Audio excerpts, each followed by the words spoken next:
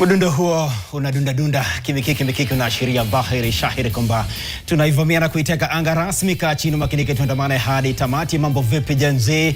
Shikamoo kubwa hangu na wadau wangu. Asalamu alaikum popote pale ulipo na tumsifu Yesu Kristo. Karibu sana. Ni Jumamosi nyingine maridadi na tembe ulimwengu wa mashindano ya rafting, na kumbuka kwamba kwa mara ya kwanza katika historia huenda Kenya tayari inatunukiwa nafasi ya kuandaa mashindano ambayo ni raundi ya bara Afrika na ni raundi ya Kenya. Kwa mara ya kwanza narudia katika historia atakuwa nafanyika hapa Kenya baadaye ndani ya karibia mwezi wa sita pale nusu mwaka ndo mambo ya kuende sambamba 100%. Amekwisha kutenga wakati wake na kufika ndani ya studio akiwa ametokea maeneo ya Sagana kule. Huyu ni katibu mkuu wa shirikisho la mchezo wa rafting hapa nyumbani, William Kinuthia. Ameshafika, atakuwa namleta ndani kwa heshima kubwa ya kuangalia mawili matatu hapa na pale, maandalizi hapa na pale na kijumla mambo yakoje. Lakini kwa haraka upesi tuingie hapa kwenye ikiki wambo, tuangalie mawili matatu hapa nyumbani. Ratiba ya siku ya Jumamosi ikiwa ni Januari tarehe 31, siku ya mwisho wa mwezi wa Januari, mwezi ambao umekuwa mgumu zaidi kwa Wakenya wote kwa sababu ya masuala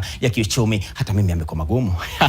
Mathare United dhidi ya KCB ndani ya Stadio de Kasarani Annex. Kakamega Homeboyz dhidi ya Mara Sugar ndani ya Stadio de Buhungu kaunti ya Kakamega. Tusker FC watakuwa wakipiga dhidi ya Posta Rangers katika himaya ya SportPesa Arena nyumbani mwa Murang'a. Na hapa ndo mambo yatakuwa yanafanyika. Tusker wakiwa chini ya mwalimu mkuu Charles Okere wanatamani angalau kupata alama nyingi zaidi ili mradi kufukuzia taji la ligi kuu. Wamelishinda mara 12. Miamba na mabingwa mara 2 ukipenda 21 Gor Mahia dhidi ya Sofapaka bingwa mara 1 ndani ya uwanja wa Taifa wa Nyayo. Ni ngarambe ambayo pia inasubiriwa kwa hamu na hamomo na mashabiki wa Gor Mahia na mashabiki wa Batoto ba Mungu katika uwanja huu ambao pia utakuwa unafanyia ukarabati wa aina yake na kufunikwa juu kwa heshima kubwa ya dimba la mataifa bara Afrika mwaka 2027. Tuondoke siku ya Jumamosi tuingie siku ambayo ni ya kwanza ya mwezi wa Februari, ikiwa ni Februari mosi. Hapo kesho Murang'a watakuwa katika himaya yao ya nyumbani dhidi ya APS Bomet. Hapo ni SportPesa Arena. Shabana FC timu ambayo naishabikia, timu ya jamii dhidi ya Bandari katika uwanja wa Gusii ndani ya kaunti ya Kisii ikiwa chini ya Governor Simbarati. Kariobangi Sharks yake aliyekuwa rais wa shirikisho la mpira miguu hapa nyumbani Nick Mwendwa itakuwa inakipiga dhidi ya Ulinzi Stars katika uwanja wa Kasarani Annex, na ni uwanja ambao nakumbuka kitambo uliwekwa na kwa nyasi ili mradi kusaidia hapa ligi kuu ya Kenya. Na siku hii ya kesho ni mitanange ikiwa ni mitatu peke yake ambayo itakuwa inasakatwa. Jumatatu kuna mtanange mmoja ambao ni mabingwa watetezi, hawa ndo Kenya Police FC katika uwanja wa Police Sacco dhidi ya Bidco United yake Anthony Vieira Ahulia. Gor Mahia wako kule juu kabisa 37, wametenganishwa na 1 na watani wao tangu jadi Leopards. Shabana 3, 4 Polisi, 5 Murang'a, KK nafasi ya 6, alafu Bandari 7, Tusker FC ikiwa nafasi ya 8, Nairobi United ambao kwa sasa wako Zanzibar kukipiga dhidi ya Azam hapo kesho katika ngarambe ya mashirikisho kundi ba wanakamata nafasi ya 9. Tuingie ukurasa wa pili tuangalie umesimamaje katika ukurasa wa nyuma. Ligi kuu ya mpira miguu hapa nyumbani ikiwa chini utawala mkubwa wa kampuni ya kamari ya SportPesa. Namba 1-0 KCB yake Robert Matano Simba alifiwa na mkewe na makiwa kwake sana. Posta Rangers dhidi ya Posta Rangers dhidi ya alama zao zikiwa ni 23, nafasi ya 1-1 12 Mathare United, 13 Mara Sugar. Ulinzi Stars nafasi ikiwa ni ya 14-15 APS Bomet, Bidco 16, Sofapaka 17, 18 Kariobangi Sharks wanaburura na kuvuta mkia. Tutoke nyumbani tuingie katika himaya ya wakoloni wetu ambao ni Waingereza, na hapa ndo mitanange kadhaa itakuwa inapigwa leo na hapo kesho. Sasa leo ikiwa ni Januari 3 ni Brighton dhidi ya Everton katika uwanja wa American Express. Leeds United dhidi ya Arsenal. Arsenal wanatamani kuendea alama 3 muhimu, lakini utakuwa ni mtihani mkubwa. Ndio wametoka kupigwa magoli yakiwa ni 3-2 dhidi ya watani wao tangu jadi Manchester United ambao kwa sasa wanajigamba, wanasema wana uwezo mkubwa wa kuendea taji nao. Potelea pote. Lakini najua wanafukuzia nafasi ya 4 ndio waende liga mabingwa Ulaya msimu ujao. Chelsea dhidi ya West Ham katika uwanja wa nyumbani wa Stamford Bridge. Liverpool mabingwa wa mwaka 2024 na 25 26 tusidanganyane, watetehitaji watakuwa na kipiga dhidi ya Newcastle United. Ndio maana yake limeacha kuwaita mabingwa watetezi yanaendea Arsenal au Manchester City. Huo ndio ukweli ambao haupingiki hapa ndani ya Mikiki. Tuingie kesho Jumapili siku ya Dominika, Aston Villa dhidi ya Brentford katika himaya yao nyumbani ya Villa Park. Manchester United dhidi ya Fulham. Basi waendeleze kwa sababu wametoka kumkamata Manchester City, wakamkamata Arsenal, sasa wanakamatwa na Fulham, ama watamkamata tena Fulham. Hayo ni ya kesho. Nottingham Forest dhidi ya Crystal Palace katika uwanja wa City Ground. Ndio hiyo himaya ya mambo makubwa ya siku ya Jumapili. Tottenham watakuwa wanafunga shughuli dhidi ya Manchester City. Wangekuwa kwenye ubora labda wangemkamata Manchester City. Sidhani, hapa ni mteremko kwa Pep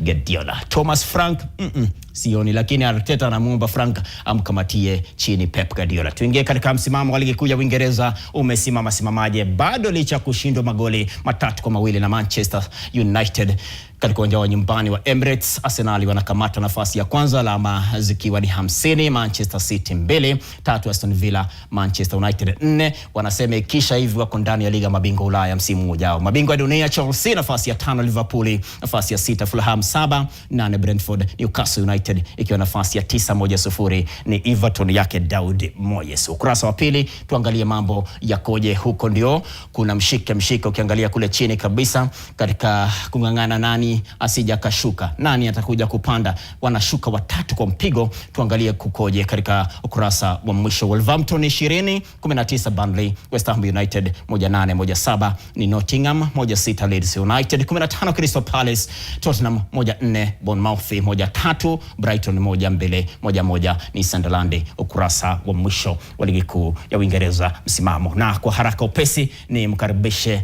ndani hapa mgeni wangu mfanikishe siku ya leo ndani ya Mikiki ameisha dunda William Kinofia, katibu mkuu wa shirikisho la rafting hapa nyumbani. Karibu sana. Asante Makori, nashukuru sana. Nataka tuingie moja kwa moja kwa mjadala wetu wa siku ya leo, na kwa mara ya kwanza umenibia siri, tunakuwa tunaandaa mashindano ya ulimwengu, raundi ya bara Afrika, raundi ya Kenya kule mwezi wa 6 pale. Mwanzo nafasi kama hii umeionaje? Hii ni nafasi nzuri watazamaji. Kwanza ni kitu kizuri sana kwa Afrika na Kenya hasa kama nchi. Manake rafting ama hiyo kupiga makasia ni mchezo ambao unajulikana sana Ulaya, lakini sasa mara hii umeingia Afrika. Hapa Afrika tunafanya kitu ambacho kinaitwa commercial rafting. Ndio. Tunafanya na watalii sana. Watu wanajua wengi huwa wanatoa dola. Sasa hiyo ndio tunajua sana. Lakini kama mchezo sport ndio imeshika sasa kasi. Namba moja ni kwamba lazima sisi sote kama Afrika tuwe katika, manake rafting inaingia katika michezo ya Olimpiki. Next Olympic itakuwa pale na ni lazima Afrika ishirikishwe. Sasa kwa sababu ya Afrika kushirikishwa, lazima kombe la dunia likiandaliwa hiyo katika series, hiyo tunaita series. Ndio. Mwaka huu Afrika imepata nafasi, na hiyo nafasi ni Kenya, kwa sababu Kenya already ile infrastructure already iko, tushajiandaa vizuri pale Sagana. Pale Sagana. Mambo shwari. Asante. Ndio, sasa najaribu kuangalia ina umuhimu gani Kenya kupewa? Ni muhimu kubwa sana, kwa sababu ni muhimu kubwa kwa sababu sport yenyewe itaenea nchini. Ndio. Na pia katika mataifa yetu ya Afrika Mashariki pia watapata nafasi, itakuwa ni rahisi kuja Kenya. Na pia kiutalii na pesa za kigeni, wale wachezaji watakuja pale, watajaa katika mahoteli, familia zao, na wale coaches na pia wasaidizi wao watakuwa pale. Kwa hivyo ni muhimu sana sisi kuwa na hii. Alafu kitu ambacho ni muhimu zaidi ni ile kuachiwa ile teknolojia, ama kuachiwa ile nafasi ya kujifunza na kiwanja, ama ile cost, tunaita cost. Ile cost itakuwa itakuwa na vitu ambavyo sisi tutawachiwa kama wa Kenya. Ndio. Is very important.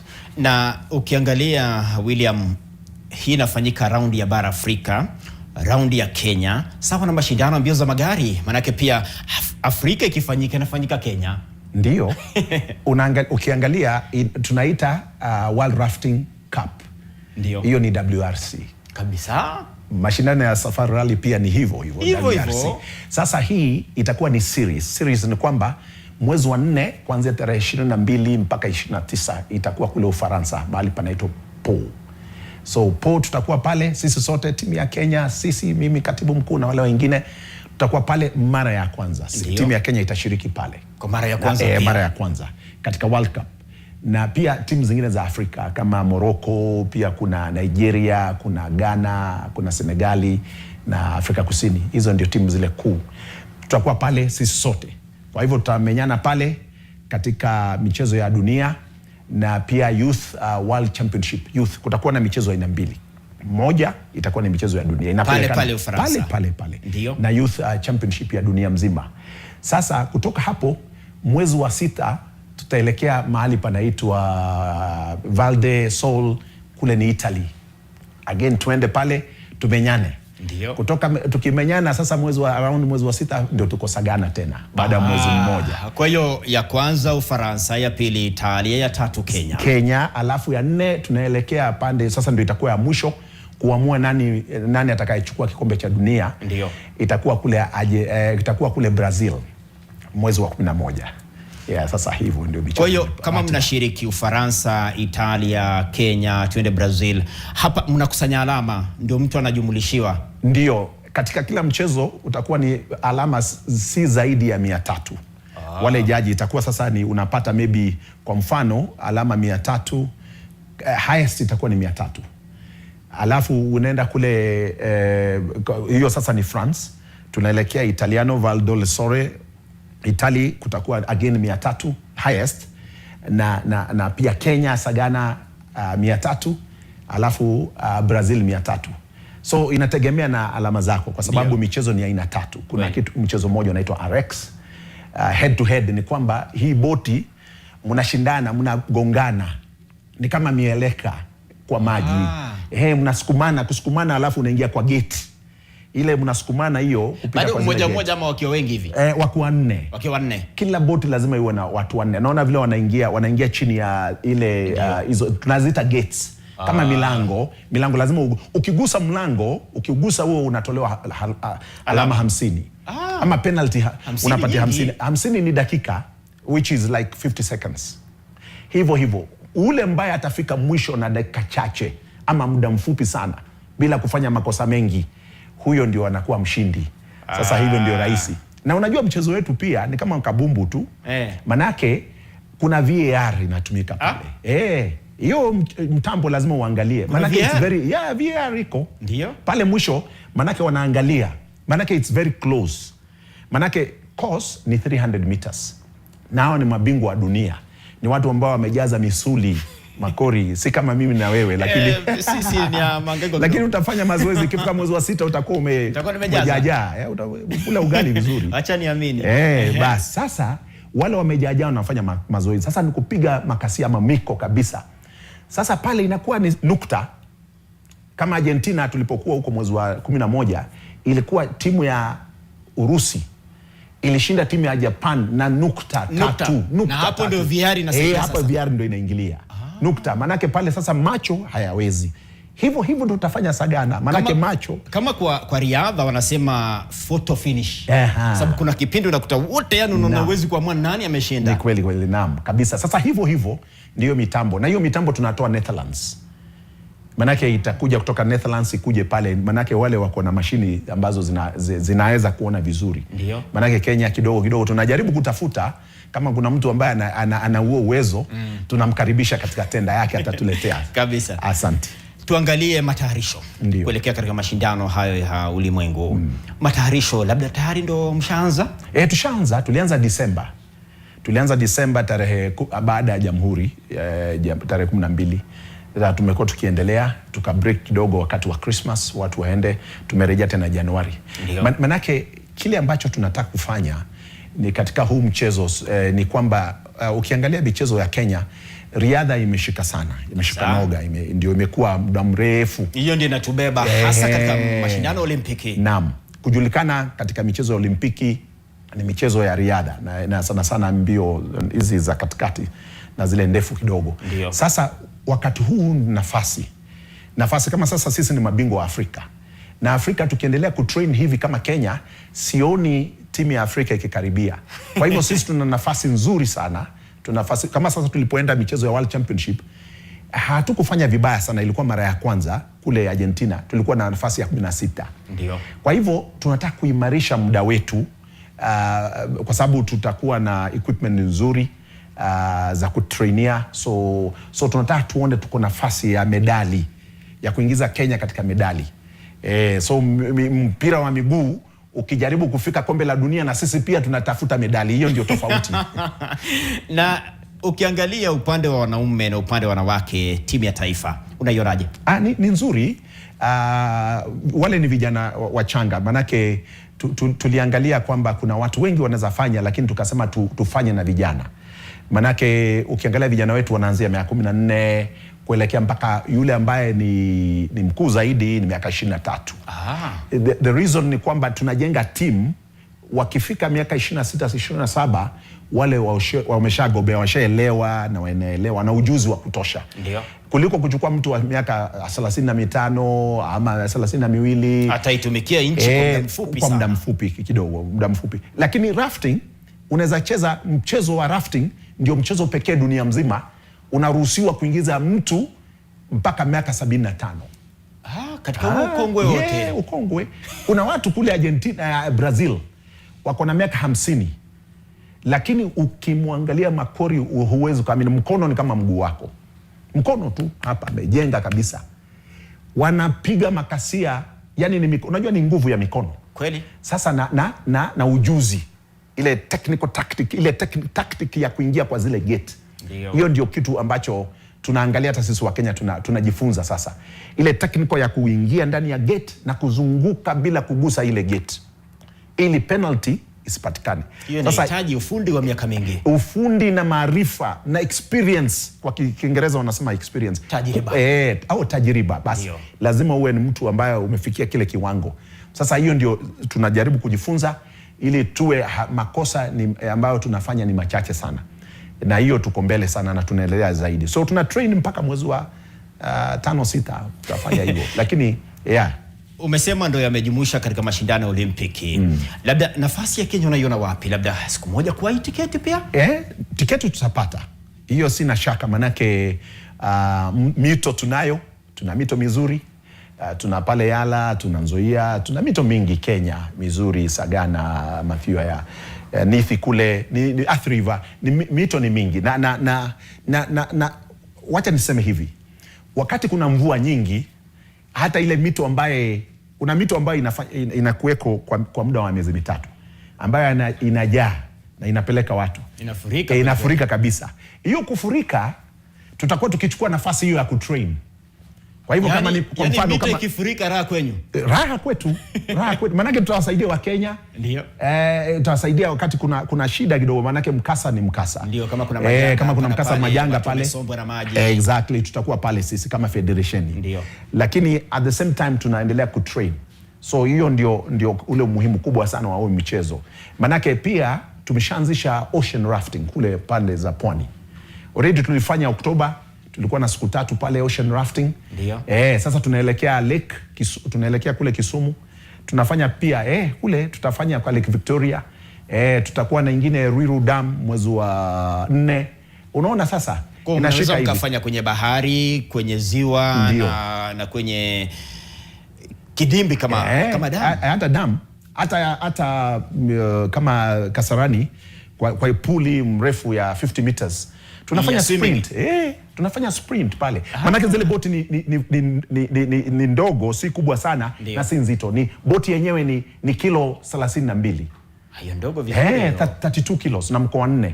Sasa hiyo tutakuwa tukifanya hiyo mashindano pale Kasarani tu, watu wanafanya kitu inaitwa slalom ama sprint, rafting sprint inakuwa iko pale. Sasa hiyo tutafanya mita 50 kwenda na kurudi 100. Nzuri. Sasa hivyo unapata medali yako. Na serikali kupitia kwa Wizara ya Spoti iko chini utawala wake Salim Mvurya, labda iwasaidieje pia? Kwanza waziri na katibu mkuu wake wamekuwa wanasaidia sana michezo. Elijah Mwangi, michezo Kenya mzima. Hiyo department ya sport imebadilika usura. Manake waziri mwenyewe ni mtu ambaye anaelewa matakwa ya wachezaji, matakwa ya federationi, matakwa ya vilabu na shida na bajeti na kila kitu. Anaangalia na ana distribute kila mali. Hakuna federation itasema kwamba imenyimwa pesa. Na kwa kipindi kirefu sikia malalamishi hapa na pale kwamba leo tumenyimwa hela, leo ilikwenda kwendaje, mambo yametulia. Yametulia kwa sababu yeye anafanya kazi. Unajua ni kwanza ni kuelewa mchezaji anataka. Unajua hata federation kitu cha kwanza ni wachezaji. Focus ni wachezaji. Sisi kama officials ni wachezaji. Yeye mwenyewe anaelewa federation inataka hii, inataka kile, inataka hii, uniform zipo. Kama ni uniform zipo, kama ni hela kidogo zipo, kama ni tikiti ya ndege iko. Unaona?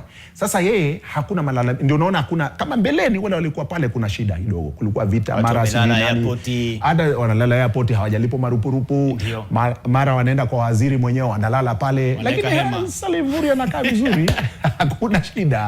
Hakuna shida. Because anaelewa kazi yake. Kwa hiyo mmeshikana mkono kwa mkono, bega kwa bega kufanikisha mashindano ulimwengu. Na utu kwa utu, unyo kwa unyo, tuko pamoja. Hapo. Bega tunashikana sisi sote ndio. Na nakumbuka ukiniibia siri kwamba mara hii wamekuja wachezaji wengi chipukizi wanataka kuingia katika mchezo. Ni kweli. Wakati wa kwanza tulipokuja hapa, tulipofanya kipindi na nyinyi, tulipata simu kutoka Western Kenya, pande ya Kisii kule, hata pande ya Marsabit tunaelekea. Ni ubora wa mikiki angani. Ndio hiyo sasa Makori na wenzake. Na hata tunaelekea Lake Turkana.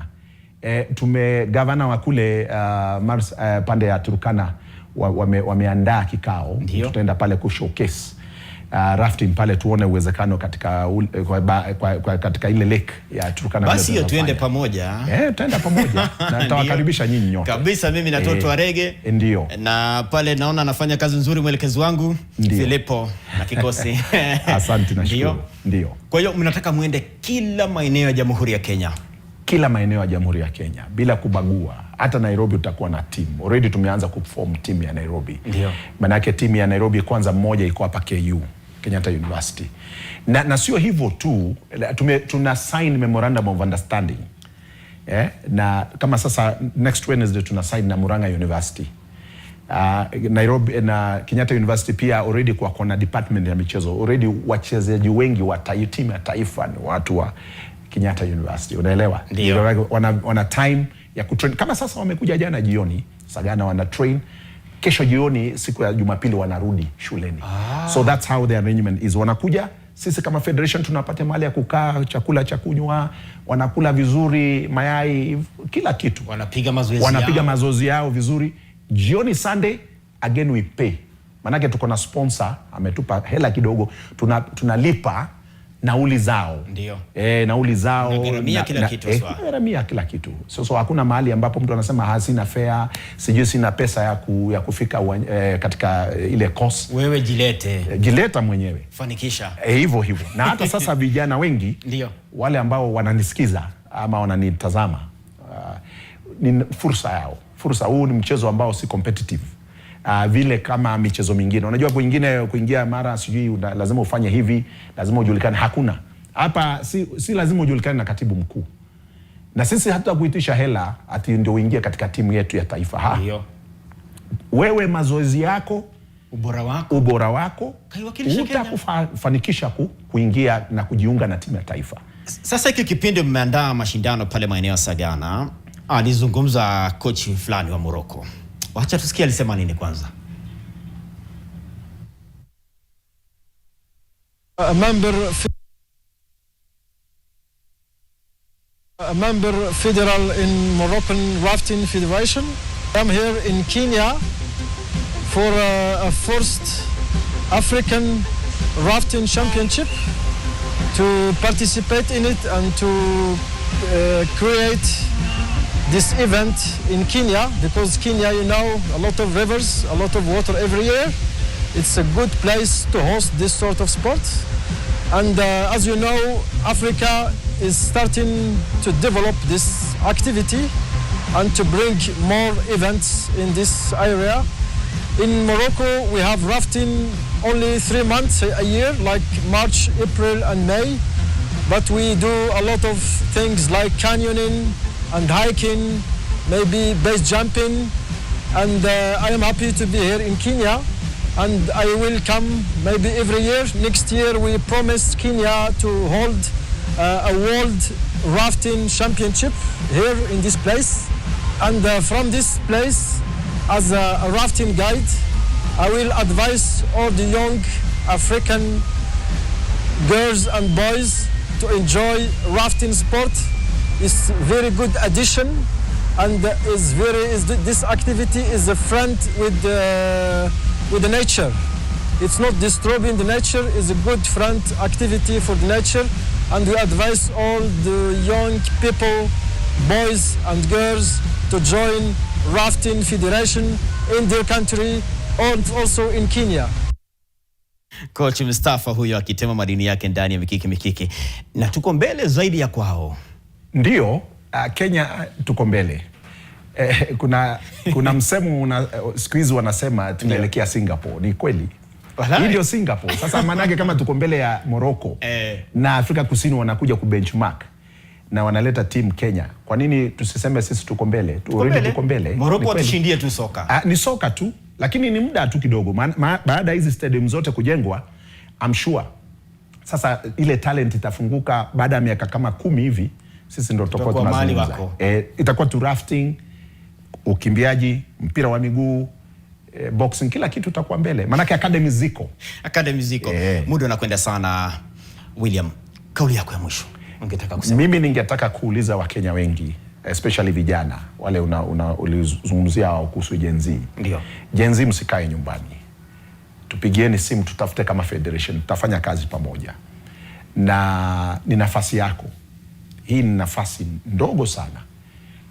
Uje ujiandikisha na sisi, tuite, tutakuja. Kama uko Mombasa unatazama, ukiwa kule pwani, ama ukiwa pande ya magharibi ya Kenya, ama hapa Rift Valley, ama mkoa wa kati, ama hiyo mlima wanazungumzia, ndio, tafadhali tunakuuliza jiandikishe nasi. Sisi ni federation. Mnapatikana wapi? Tunapatikana Sagana kwenye mitandao ya kijamii. Na mitandao ya kijamii pia tuko na website yetu ya Kenya, www.kenyaraftingfederation.co.ke, na pia katika Facebook page tuko ya Kenya Rafting Federation, utatupata pale. Na namba ya simu akitaka? Namba ya simu basi pale iko humo utapata namba yangu kama katibu na simu zingine ambazo mnaweza tukapiga na tukawajibu. Sisi si wale ambao zinalia simu tu hivi. Tutachukua na tukujibu na tukuelekeze.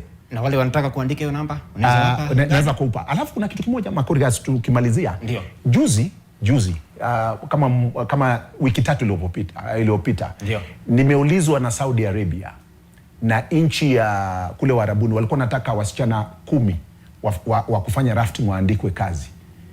Nimekosa Kenya. Akiwalai? I'm telling you. $1,500 kwa mwezi. Na nikaogopa kupatiana timu ya Kenya. Maana ukienda sasa hatuna timu tena. Sasa wameenda, tumebaki bure. Sasa tutabaki bure. Na tunaenda kombe la dunia. Wajiandikishe wengi. Wajiandikishe wengi. Maana kuna nafasi. Wanipigie simu, katibu mkuu ataona kwa angalia tu Kenya Rafting Federation. Wataangalia pale kwa website wapate. I'm telling you, there is a lot of opportunities. In Dubai, Qatar, Kuwait, Iran, France, America, Canada, wanataka watu. Maanake kule watu wamekuwa wazee, hawana vijana. Wanataka chipukizi. Ndio Gen Z. Wapate kazi, waenjoy mchezo. Ndio hiyo sasa. Mashabadilike. Ndio hiyo. Nini kingine tunahitaji? Ukiwekwa $1,500 kwa mfuko kila mwezi na unapatiwa makazi, kuna kazi nyingine unahitaji. Ya nini bwana? Na wewe hakuna haja. Asante sana. Asante sana bwana William Kinuthia kwa kufanikisha mikiki. Hapa ndo nyumbani, starehe kweli. Tufanya mambo tena na zaidi, mashindano kija nyumbani pia tungurume siku moja kutoka pale Sagana. Asante, tunashukuru. Karibu sana, asante sana. Asante, imekuwa ni mikiki ya mchezo wa kupiga rafting hiyo. Tunakwenda mapumziko, kirejea sasa namuona Toto Warege kwa mbali ameanza mambo yake ya kupasha ulimi moto kwa heshima kubwa ya kufanikisha kipindi cha pili. Lako Uganda ulipo.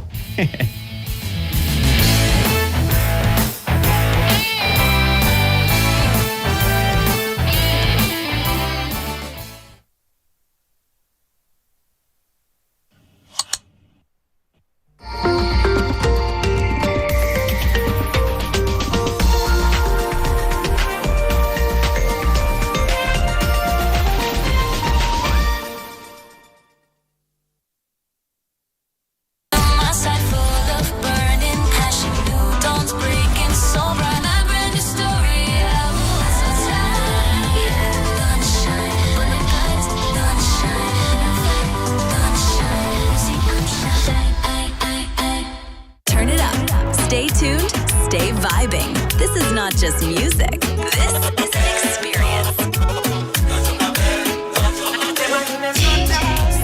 From the hottest chart toppers to the timeless sing-alongs, I'm serving you the ultimate vibe. Turn it up. Look what the hot body can do. It's DJ Zeddy.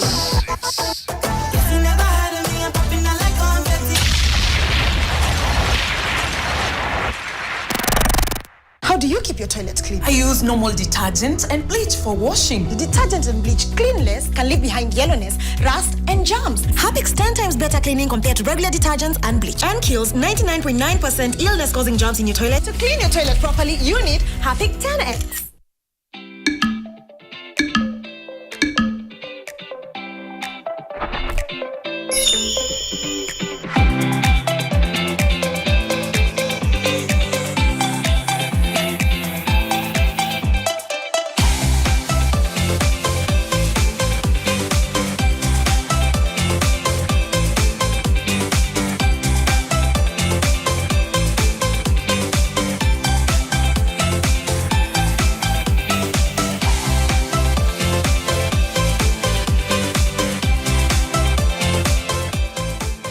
Practical, marketable skills for real work. Parents and youth trust Sensei College. Our results speak for themselves. Alumni wanajitegemea mapema.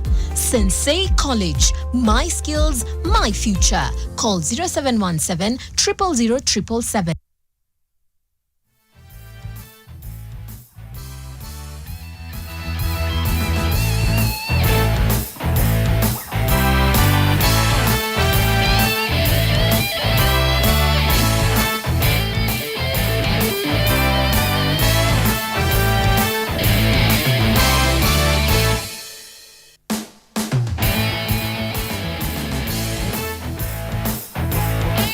Ni kipindi cha pili hiki na cha mwisho ndani ya Mikiki Jumamosi ya mwisho ya mwezi wa Januari.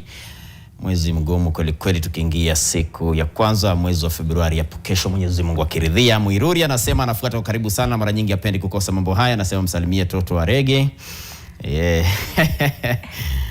Mwingine hapa anaitwa Jen, pia anafuata kwa karibu sana kwa maeneo ya Kinoo. Anapata raha kweli kweli. Anasema hii inapigwa mbele umati. Sasa Toto wa Rege, mambo? Mambo freshi. Mungu ametujalia tumeona siku ya leo. Ndio. Kwa hivyo tunamshukuru sana. Mimi nikikuona ukiwa ndani ya pamba ya timu ya taifa. Safari ya kuelekea katika maeneo ya Casablanca, Rabat inaanza kukomaa. Zimesalia siku za kuhesabu. Kocha Beldino Demba juzi alita kikosi cha wachezaji 23, wachezaji ambao wanacheza ligi ya nyumbani kwa maandalizi tu ya michuano ya AFCON ambayo itaandaliwa nchini Morocco. Mwezi ujao itakuwa ni ile break ya FIFA. Kwa hivyo baada ya kufanya mazoezi na hawa wale wachezaji ambao wanacheza soka kulipa mataifa mengine watakuwa wanajumuika nao pamoja. Dio. Katika mazoezi ya pamoja wakijiandaa kwa michuano ya AFCON. Kwa hivyo tunapasha misuli na mesalia siku tu za kuhesabu. Na papo hapo nadhani tuingie tu moja kwa moja kwa sababu ni Harambee Starlets tumeigusia, tukusie ile ya chini ya wasiozidi miaka 20 kabla tuingie Nai Boys wako kule Tanzania Zanzibar dhidi ya Azam. Mechi ambayo inakuja tarehe 7 katika uwanja wa Ulinzi Sports Complex, na ni mechi ambayo kuwania tiketi ya kwenda kombe la dunia. Na katika mabinti sisi wageni kutia nguvu katika kombe la dunia.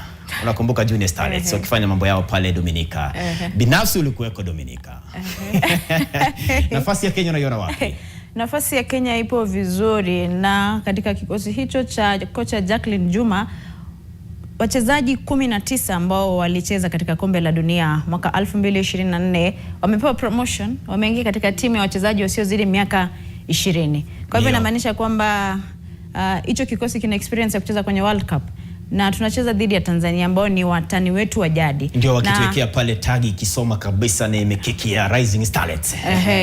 Kwa hivyo Tanzania kwa kawaida tunawajua. Ndio. Kwa hivyo lazima tushinde nyumbani ili tukienda Tanzania, kwa sababu tunajua ni wasumbufu. Ndio. Ili tumalize kazi. Lazima tuhakikishe kwamba tumechukua alama 3 nyumbani ili angalau kutia guu moja katika raundi ya 4 na ya mwisho. Na ikiwa tutafuzu kucheza katika raundi ya 4 na ya mwisho, tutapambana dhidi ya Cameroon na Botswana, lakini naomba sana tusikutane na Cameroon kwa sababu kile kitu ambacho walitufanyia mwaka 2024 hapa jijini Nairobi katika uwanja wa Nyayo hatutakisahau. Cameroon walituondoa kushiriki katika kombe la dunia ambalo linaandaliwa nchini Colombia. Kwa hivyo tumalize kazi ya ziada hapa nchini Kenya, tukielekea nchini Tanzania ni kufunga tu kazi. Alafu ikiwa tutapatana na Cameroon ama Botswana itakuwa ni mechi ngumu. Kwa hivyo kocha Jacqueline Juma na kibarua kigumu cha kuweza kufanya homework anapojiandaa kwa raundi hiyo ya 4 na ya mwisho, ambayo ni ya 4 na ya mwisho. Na aliandika historia kubwa kwa kuinoa timu ya wanaume hapa nyumbani wakati ule FC Talanta wakishiriki ligi kuu kabla kushuka. Aliandikisha historia kwa kuwa kocha, actually alikuwa kocha wa kwanza Afrika.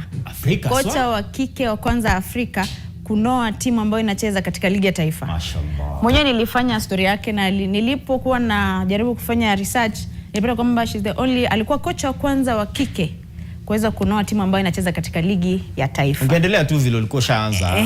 She's the only female coach ambaye amenoa timu ambayo inacheza ligi ya kitaifa. Kwa hivyo inamaanisha kwamba makocha wa kike angalau wameanza kupewa nafasi ya kunoa timu za wavulana, ambapo ni nadra sana kuona makocha wa kike wakinoa timu za wanaume. Sasa niko na kabasha hapa. Hapa ndo nilikuwa nimenakili wachezaji ambao wamezungumza.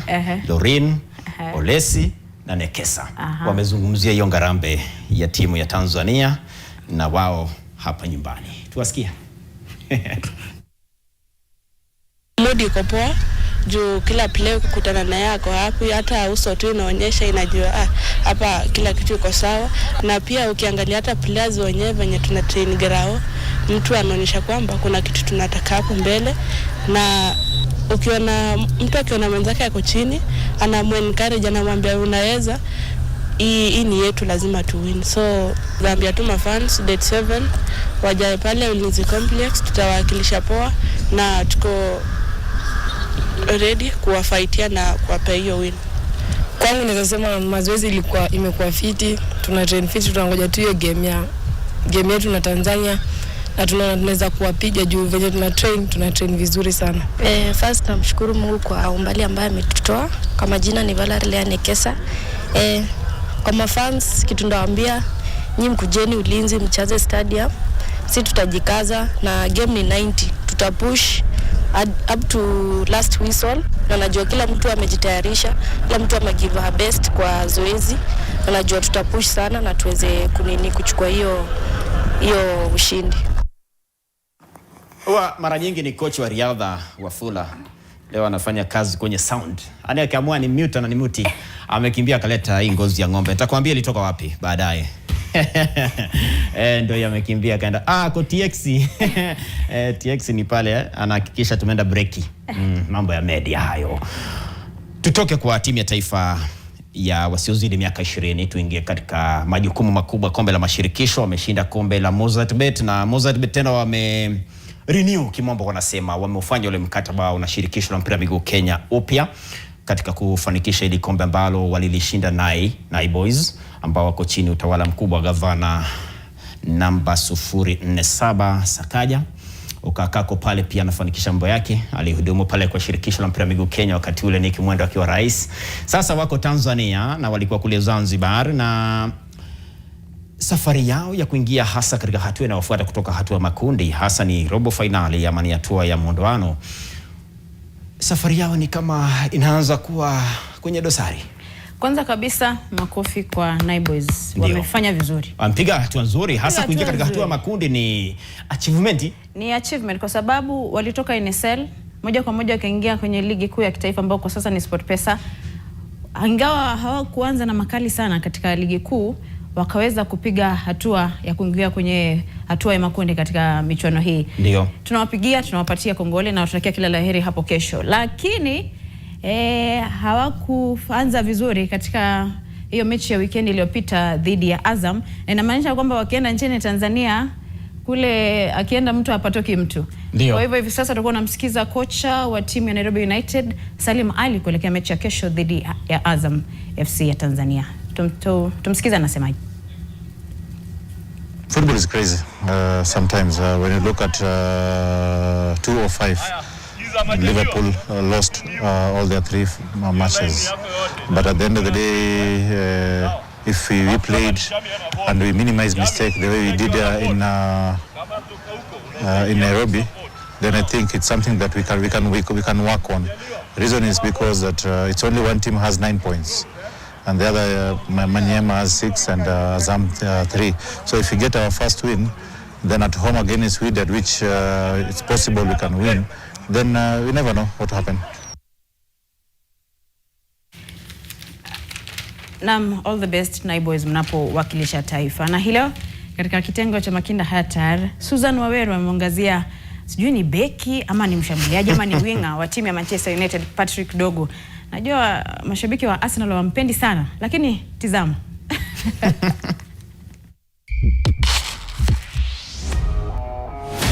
Jina Patrick Dogu linaendelea kuandikwa kwa wino mzito katika kurasa za mchezo wa soka.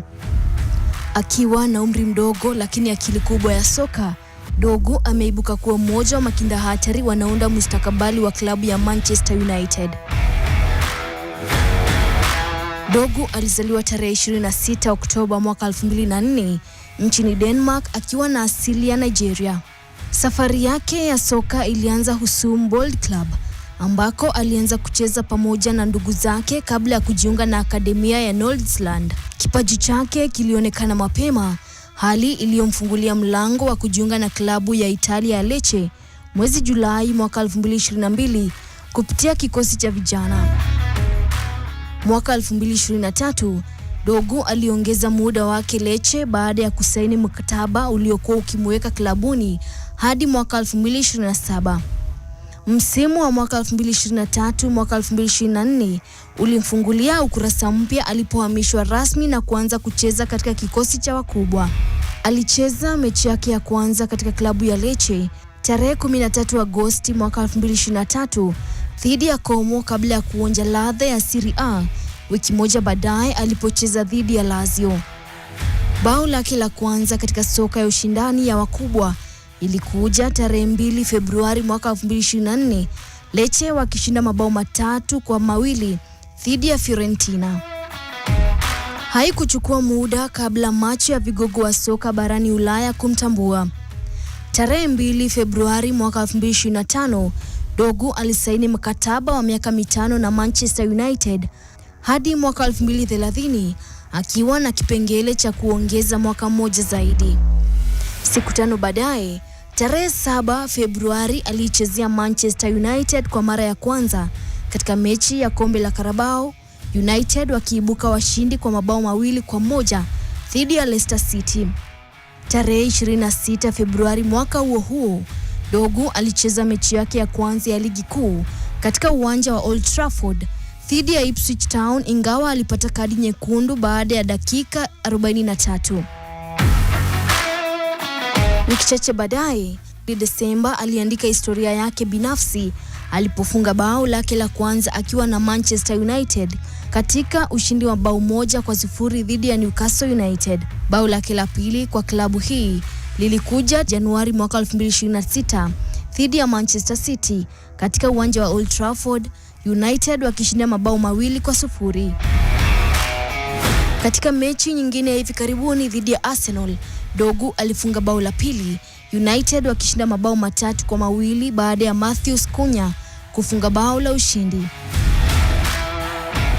Katika soka la kimataifa, Dogu ameichezea Denmark katika vikosi vya vijana vya walio chini ya miaka 18, 19, 20 na wasiozidi miaka 21. Anaweza kucheza kama kiungo mkabaji, beki au pia kama winga.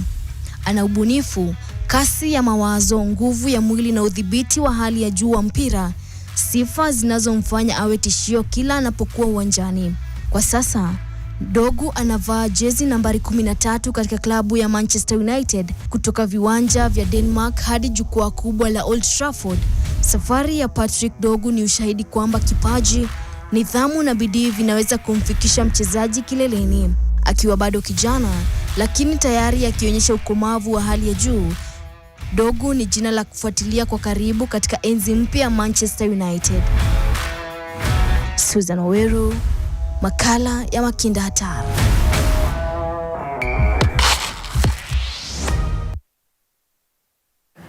Sasa Makinda, hatari ya kisepa ngani, yanakuja makala ya tetesi ambayo mara nyingi yanafahamika kama Toto na Tetesi. Angalia. Uhalisia wa maisha yake ni mbio. Jinsi alivyo uwanjani huenda ndivyo hivyo katika harakati zake za kila siku. Sasa mbio alizotumia hazikuishia kwenye finish line bali kwenye mikono ya maafisa wa polisi. Toto na Tetesi inamzungumzia nani? Shakari Richardson. Huyo ni mwanariadha wa Marekani aliyekamatwa Alhamisi wiki hii kwa kosa la kuendesha gari lake ovyo. Nyota huyo alipatikana na hatia ya kuendesha gari zaidi ya maili 100 kwa saa huko Florida, Marekani. Richardson mwenye umri wa miaka 25 alikamatwa na kupelekwa jela ya Orange County na baadaye akaachiliwa kwa dhamana ya dola 500, yani shilingi 1064 sarafu ya Kenya. Katika taarifa kutoka kwa msemaji wa ofisi ya sheriff ya Orange County, ilisemekana kwamba Richardson alikuwa akifuata magari mengine kwa ukaribu na alikuwa akiendesha gari pembeni mwa barabara akiyapita magari mengine. Jimbo la Florida lilianzisha sheria mpya mnamo Juni mwaka 2025 za kuadhibu wakazi wa eneo hilo ambao walikuwa wanaendesha magari kwa mwendo wa kasi sana. Licha ya kuwa mwanariadha wa kiwango cha juu duniani, utajiri wake mwingi unatajiriwa kutokana na matangazo. Amefadhiliwa na kampuni kama vile Beats by Dre, Oikos, Android na Sprite, lakini ufadhili wake mkubwa zaidi umekuwa kutoka kwa Nike. Mkataba wake na kampuni ya mavazi uliripotiwa kuwa dhamani ya dola milioni 20 kwa miaka 5, ingawa hilo halijathibitishwa. Hii si mara ya kwanza kwa Richardson kuwa na matatizo na sheria. Alikamatwa mnamo Julai mwaka 2025 katika uwanja wa ndege wa kimataifa wa Seattle Tacoma kwa shtaka la unyanyasaji wa nyumbani wa kiwango cha 4. Hili lilitokana na ugomvi na mpenzi wake Christian Coleman ambaye bado wamegandana. Baada ya tukio hilo, Richardson alichapisha video kwenye mitandao akiomba msamaha kwa hali hiyo kwa mashabiki wake na kwa Coleman. Tukio hilo lilitokea siku chache kabla ya kuanza kushiriki katika mashindano ya Marekani ya mwaka 2025 huko Eugene. Kukamatwa kwake kulikuwa siku chache kabla ya kukimbia kwa mita 100 katika mashindano ya Marekani huko Eugene, Oregon, lakini alishinda mita 100 katika mashindano ya dunia ya riadha ya mwaka 2023 huko Budapest na kumaliza na fedha katika Olimpiki za Paris msimu uliopita. Pia alisaidia Marekani kunyakua dhahabu katika mbio za kupokezana vijiti za mita 100 katika mashindano ya Olimpiki. Hakushiriki wakati wa Olimpiki za Tokyo mnamo mwaka 2021 baada ya kupatikana ametumia bangi nyingi. Waona si mgeni kwa vituko. Aliwahi pia kunogesha katika mashindano ya Kipkeino Classic jijini Nairobi mwaka 2023. Sasa Toto na Tetesi inafuatilia matukio ya hivi punde ya Richardson kutathmini jinsi maisha yake yatakavyokuwa hasa baada ya tukio hili. Toto na Tetesi. Mikiki, NTV.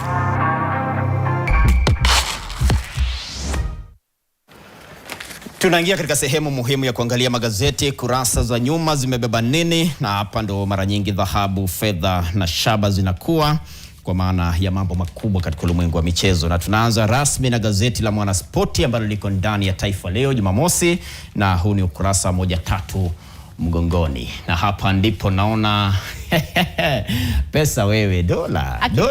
Dola inashawishi. Pesa wewe nikikushika. CR7 akiwa anafanya mambo yake. Kasiri la shilingi bilioni 3.7. Analijenga hilo? Analijenga. Mashallah. Ni dola. Aki pesa wewe nikikushika. Sikubali tu kwa hiyo. Alafu kuna ngarambe kubwa ambayo itakuwa inapigwa Tottenham Hotspur dhidi ya Manchester City. Hapa Spurs wakifanya tu uhisani wa mkamate City, Arsenal watakuwa wanafurahia na kupumua kwenye heshima.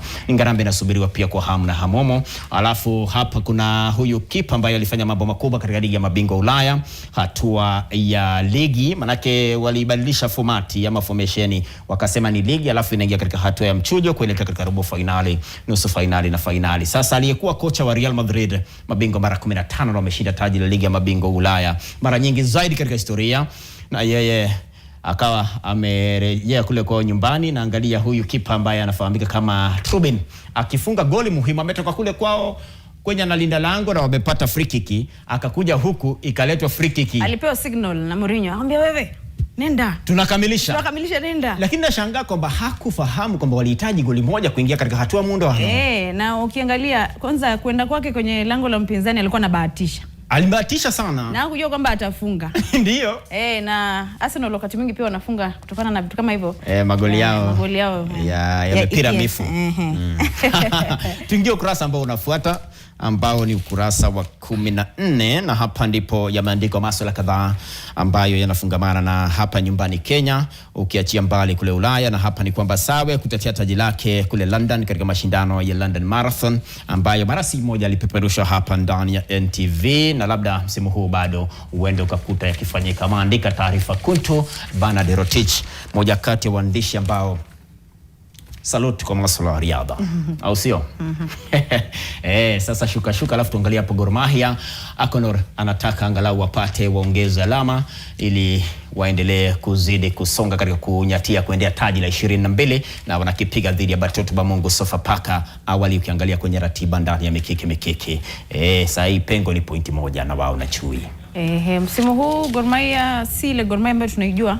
Wanachemsha lakini wanaendelea kushika kasi ya mechi za ligi kuu. Ayumba Ayodi, moja pia kati ya majirani wako pale chini unakokaa orofa ya 3, moja kati ya waandishi pia ambao heshima yao ni kubwa, anafuatilia raga, anafuatilia riadha. Heshima kubwa na ndondi. Amangazia mambo ya nondis wakiendea KCB ni kisasi derby ya Simba leo. Tuingie katika ukurasa ambao unafuata, na ni ukurasa wa 1:5, na hapa ndipo tunaangalia masuala ya hapa na pale. Duncan Omala amesomea Kisomo Day. Alifunga bao la kimataifa dhidi ya Azam katika mechi ya mkondo wa kwanza weekend iliyopita, na bao hilo hata CAF wamelikubali, wamesema kwamba hili ni bao la mwaka. Ndio. Na ni nduguye watoka nitoka, hasa mdogo wake Ben Omala ambaye pia amerejea na kutia mkataba kuitumikia Naiboys. Ndio. Naiboys, all the best kesho. Tunawatakia kila laheri sana. Ingawa matumaini ya kufuzu anayo kocha Salim Ali, but kihesabu hivi wako nje bado sana. Wasi ni nuku, lakini chochote kinaweza kutokea katika kabumbu. Tusonge zaidi, na huyu ni Kalia. Ananukia ama anainukia kabisa katika soka kule maeneo ya Kajiado, hiyo kaunti ya Kajiado. Kazi kuntu ya Jeff Kirui. Tusonge zaidi, tuingie katika kurasa ambao ni wa unaupenda zaidi. Mambo ya hapa na pale, mambo ya chokoza. Vituko vya mastaa, na hapa ni ukurasa wa 1:6. Pesa kama njugu. CR7 azua gumzo la kasiri yake ambayo atakuwa anaijenga shilingi bilioni 3.7. Mungu useme tuna sisi basi dola iwe rafiki yetu jamani. Subira uvuta heri wanasema. Ndio. Alafu hapa naona nahodha wa Sporting anatarajia kuwa baba mzazi, kumaanisha yeye mbali na kuwa nahodha kule uwanjani, tayari nahodha katika maskani yake nyumbani, akifunga magoli muhimu kabisa. Anafahamika kama Moten, na kipusa wake Emily Sophie shamfunga tayari. Shafunga bao. Ndo raha. Anatesa kote uwanjani na nje ya uwanja. Stadio de nje. Tusonge zaidi hapo, tuangalie tena hapo. Wanasema wanasoka watumia jeneza kufungia mwenzao marehemu bao la mwisho. Taarifa nyingine hapo ya masuala ya mauti sipendi kuiangalia. Issue ya madhara ya upa. Pasuaji wa makalio inatisha. Ndio hiyo sasa. Ukurasa huu ni wa 1:7. Na hapa ndipo naangalia, wanasema issue ya madhara ya upasuaji wa makalio inatisha kweli. Taarifa hii ambayo kwani wanapasua makalio? Kama wanaongeza. Yanafanywa upasuaji katika harakati ya kuongeza, ndio mtu awe na hipu, alafu awe na shepu, awe na zigo. Ndo raha. Masuala hayo ya hapa na pale yanafurahisha kweli kweli. Na hapa angalia, koti ya kanyagia shilingi milioni 8.5 za producer wa filamu ya ushoga. Ushoga. Hapo tuachie hapo tuseme sana. Hiyo iache ilale kwa sababu haituhusu sana, sisi tuko straight. Arsenal na Liverpool mbioni kufuta vichapo, manake walifungwa wote katika mitanange yao iliyoisha. Ni ukurasa wa mwisho ambao mara nyingi kama hujachungulia ulotangulia 19 ni wa 20 hutajua unasema nini aswa. Tuingie kwa Saturday Nation. Na upande wa Saturday Nation leo katika ukurasa wa 29 kunradhi 29 Ayumba Ayodi mtu wa mambo mazito. Nondi is sick to end 8-year winless streak against KCB in Kenya Cup. Kwa hivyo ni Nondi ambao wanatafuta ushindi baada ya miaka 8 dhidi ya wanabenki wa KCB katika mbio za kuwania kombe la Kenya Cup. Na upande ule mwingine ni huyo ni nahodha wa Shujaa. Anasema kwamba we need to win first match to set tempo, says Shujaa captain. Kwa hivyo hii ni mechi za dunia ambazo zitaandaliwa hapa jijini Nairobi mwezi ujao tarehe 14 hadi 15. Ni mechi za World Rugby Sevens Division 2 series ambazo zitafanyika hapa jijini Nairobi katika uwanja wa Nyayo. Na ukurasa wa 30 ni mbio za London Marathon ambazo Kenya pia itakuwa inawakilishwa na Sebastian Kimaru Sawe. Itakuwa inawakilishwa na mwanariadha huyo. Kwa hivyo hizi ni rekodi ambazo zimeweza kuandikishwa hapo awali. Tunayo Wakenya kadhaa tu pia na majirani zetu kutoka Uganda wamewakilishwa pamoja na Ethiopia. Ndio. Na ambao muda unayoyoma na kule nyuma katika ukurasa wa 32. Ndio. Hebu hiyo back page ndio uone jinsi vilabu vya ligi vinatajirika. Kenyan clubs earned 125 million from international transfers last year. Yaani inamaanisha kwamba vilabu vya ligi vilipata jumla ya shilingi ngapi hizi? Hela nyingi tu. Ndio 125 million katika zile hamahama za wachezaji kuelekea mataifa mengine. Mali ya zamani ya mabingwa ligi kuu Kenya Police FC. Anarudi nyumbani huyo Bajaber. Anarejea nyumbani. Amekuwa na jeraha kule Simba na ni kwamba tangu tungurume pale kwake maeneo ya Kamulu Nicodemus Kimuli, director St Philip Neri, sema hii ngozi ya ng'ombe akatupa, akasema angalau iwasilishe mambo ndani ya mikiki. Muda umeyoyoma zaidi, hata siri si siri tena.